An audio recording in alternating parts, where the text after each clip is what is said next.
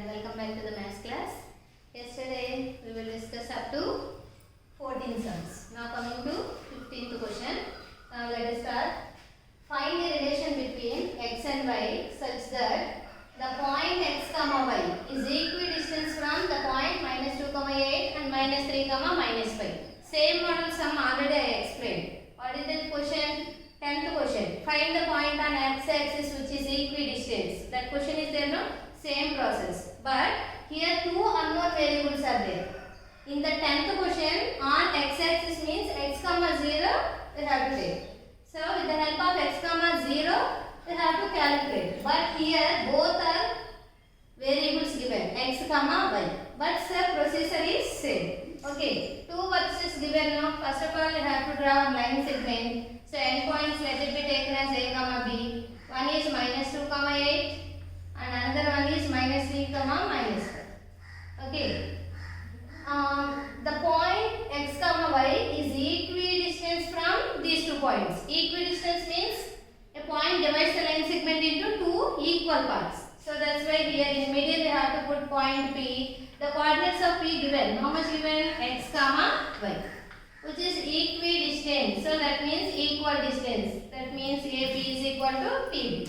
So equal distance means equal length. How to find equal length? Here also we have to use by distance formula only. So first of all calculate AP distance. A point minus 2 comma 8 and P point x comma y. This is x1, y1, x2, y1. So AP. Distance formula is x2 minus x1 whole square plus y2 minus y1 whole square. So here x2 plus how much given? X. x1 plus how much given? 2. But minus 2 given. Here formula minus, here minus. Minus into minus plus. And y2 value is y. y1 value is 8. Now it is in the form of a plus b whole square. This is a minus b whole square, no? So leave it. AP is, this is the AP answer. Okay, next calculate PB answer. P point is x comma y and B point is minus 3 comma minus 5. Now this is x1, y1, x2, y2. PB is equal to root of same formula x2 minus x1. x2 value is minus 3. Here formula is minus, x1 value is x. And y2 value is minus 5. Here formula minus, y1 value is y. So observe these two conditions. Here both are negative, here both are negative. But numerator variable. Can't able to add both the numbers, no? So I have to take minus as a common. So remaining is 3 plus x whole square. Same as this, here also have to take minus as a common, remaining 5 plus y whole square. Inside the bracket, minus is there, 3 plus x is there. So I have to apply the power. Minus whole square. Minus whole square means minus into minus plus. So no need to write a plus, no? So 3 plus x whole square. And same way here also minus whole square plus 5 plus y whole square. Okay, so this is the answer of PB. But here equidistance. Equidistance means AP is equal to PB only, no? So as per the data, we can equate AP is equal to PB. AP value how much? Root of x plus 2 whole square plus y minus 8 whole square. And PB answer is 3 plus x whole square plus 5 plus y whole square. Okay, here also squaring on both sides. Both sides roots are there, no? Squaring on both sides, you can cancel the roots. Remaining x plus 2 whole square and here y minus 8 whole square. Same as this right side, 3 plus x whole square plus 5 plus y whole square. Now observe this expression. It is in the form of a plus b whole square. It is in the form of a minus b whole square. So here apply a plus b whole square. Here apply a minus b whole square. So a value is x square. 2ab, a square finished, plus 2ab, 2, a value is x, b value is 2. 2ab finished, next b square means 2 square. Okay.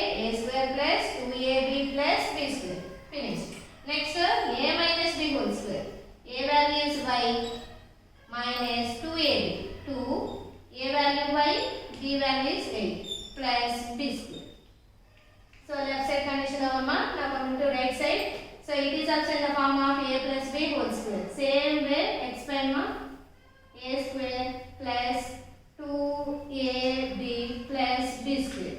And next also same a plus b whole square. A square plus 2 a value 5 b value y plus y square. Now observe this expression, left side is there, right side is there. In the left side x square, right side x square cancel. Y square cancel. Okay. Now remaining 2 2s are 4x, 2 square value 4, 2 8s are 16y, 8 8s are 64. Here right side 3 3s are 9, 2 3s are 6x, 5 square value 25, 2 5s are 10y. Okay. So in this left side expression, x, y, two different terms are there and 4 and 64 are numerals. So add these two numbers. Remaining as is right now 4x minus 16y plus 4 plus 64 comma 68. Here also variable term right like this 6x plus 10y. Numerical term 9 and 25. Add these two 34. Observe this expression, left side x term is there, right side x term is there. X and y also moves to one side, only numeral moves to other side. So here 4x minus 16y is there. This 6x moves to left side minus 6x. This moves to left to minus 10y is equal to remaining is 34. In this expression remaining is 68. 68 moves to right side minus 68. Now 4 minus 6x. How much? 2x. Big number having minus symbol. So answer also minus. Here minus 16 minus 16. How much? Same symbol now. Minus 26y is equal to, here subtract both. 8 minus 4 4. 6 minus 3 3. But big number having minus. So answer also minus. Okay. Minus 34.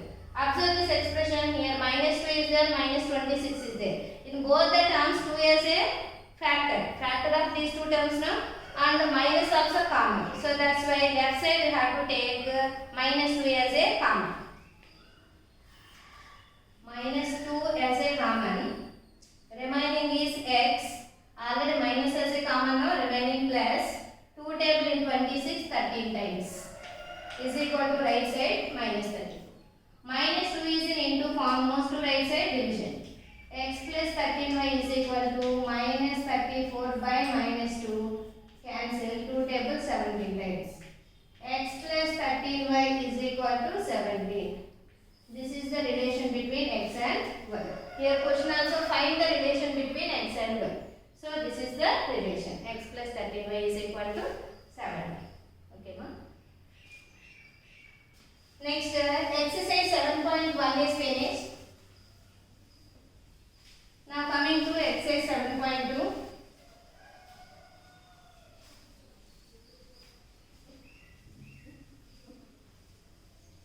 Coming to exercise 7.2 ma.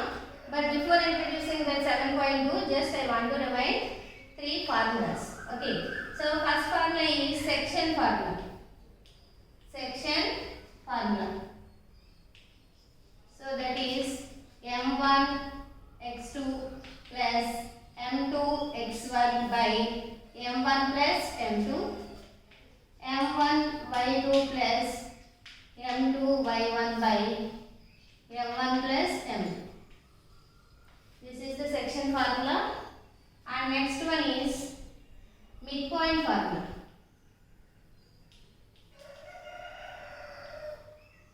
Midpoint formula is x1 plus x2 by 2, y1 plus y2 by 2. This is midpoint formula.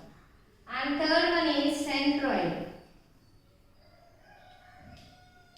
Centroid formula. x1 plus x2 plus x3 by 3, y1 plus y2 plus y3 by 3. So this is centroid formula. Okay. So before previous class 7.1 exercise previous, I explained few derivations about distance between 2 points points on x-axis, 2 points on y-axis. How to find the distance between 2 points parallel to x-axis and parallel to y-axis, and the distance between any 2 points on a line. Okay, so those formulas already I explained with derivation. Okay, but here directly wrote only formulas because of derivation makes much time. Okay, so the derivation also not important for your examination point of view. So that's why now I will not explain that derivations. If you want, if schools are reopening, that time I will explain the derivations. Okay, so this is the sectional formula. Okay, this is midpoint formula. This is centroid formula. Okay, and next one is trisection. Trisectional point. Trisectional point. Next concept. Trisectional point. What is called trisectional points? Tri means 3. Section means 3. The 3 sections means 3 parts. That means a line segment. Suppose AB is the line segment. A line segment divides the points into 3 equal parts. Okay. The points. Suppose here I want to mark 2 points. Suppose this is P and Q. Observe this. So this 3 lines are same. The points which divides the line segment into 3 equal parts. So that type of points are called trisectional points. Okay. So these topics are now we will discuss in exercise 7.2. Okay. Now let us start with question.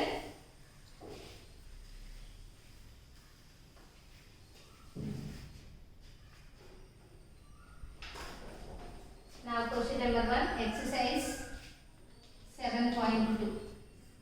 So first question, find the coordinates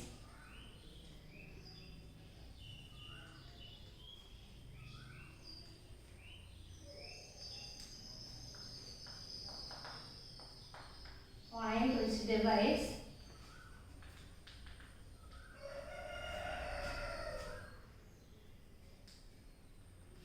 join of -1, 7, 4, -3 in the ratio of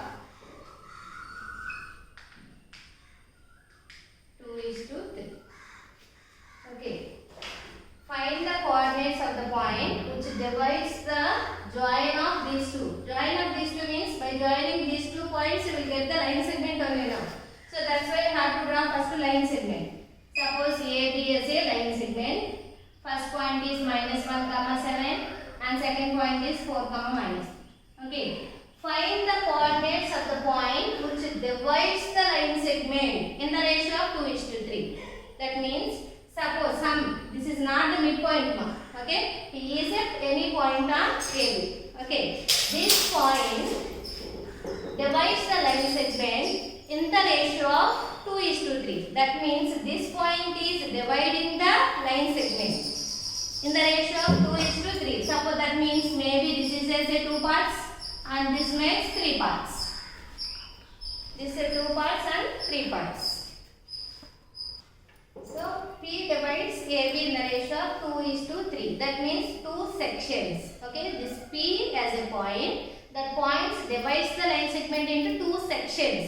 So 2 sections means here we will apply section formula. Already I told you section formula. So what is the section formula?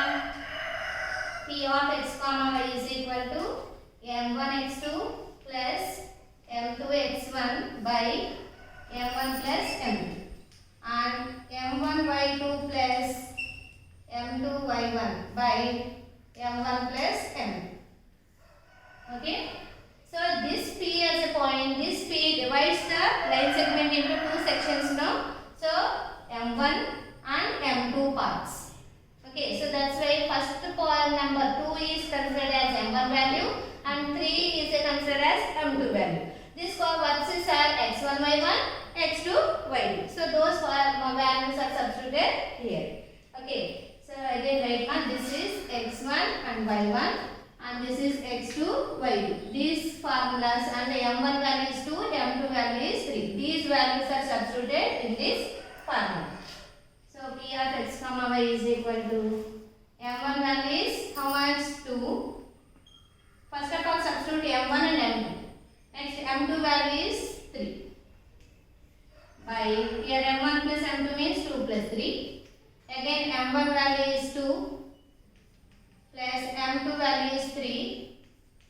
by m1 plus m2 means 2 plus 3. Now substitute x1 and y1. Okay. So x1 here value is x2. x2 value is how much here? 4. And x1 value is how much here? -1. y2 value is how much? -3. y1 value is how much? 7.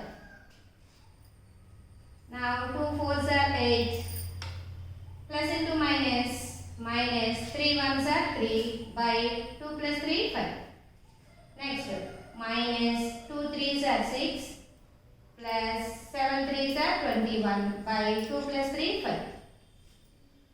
Now 8 minus 3 5 by 5.